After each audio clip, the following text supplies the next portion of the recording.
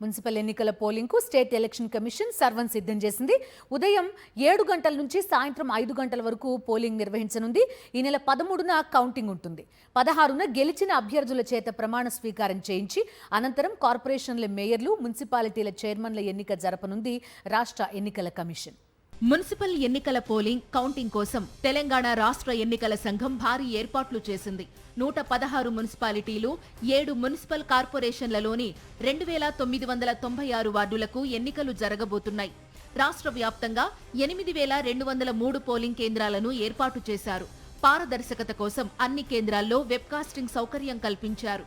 52.43 లక్షల మంది ఓటర్లు తమ ఓటు హక్కును వినియోగించుకోనున్నారు.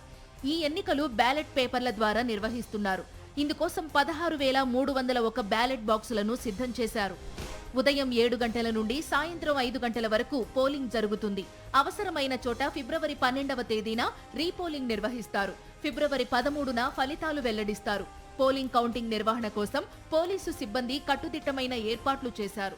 దాదాపు 25,000 మంది పోలీసులు బందోబస్తులో పాల్గొంటున్నారు. సమస్యాత్మకమైన పోలింగ్ కేంద్రాల వద్ద కట్టుదిట్టమైన ఏర్పాటు చేసింది పోలీసు శాఖ.